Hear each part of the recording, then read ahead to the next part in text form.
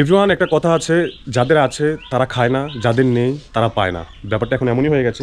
আজকের বিষয় হচ্ছে, আমাদের বাড়িতে যথেষ্ট পরিমাণ কাঁঠাল গাছ আছে, আমাদের কাকাদের বা আমাদের সবারই। অতিরিক্ত থাকার কারণে আসলে এই জিনিসগুলো বেশি অবহেলিত।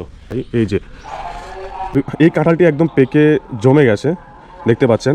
সলা আর পাখিরা এগুলা খেয়ে নিয়েছে অনেকটা, কিন্তু তারপরেও কেউই পারছে না। আমি বা আমার বোন, আমার পরিবারের কেউই পারছে না, শুধুমাত্র এটা ভেবে যে এটা যদি আমি গাছ থেকে পারি তাহলে খাবেটা কে।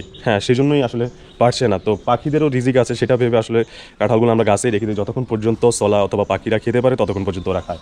দেখতে পাচ্ছেন, শুধুমাত্র যে এটা এমন না, ওই যে ওইখানে আরেকটা গাছ আছে, ওই গাছের সবগুলা কাঁঠাল এভাবেই পাখিরা অথবা সলারা খেয়েছে। তো দেখতে পাচ্ছেন। তো আমি এই কাঁঠালটা এখন কাটবো। তো এই কাঁঠালটা আমি এখন খাবো, টেস্ট করবো।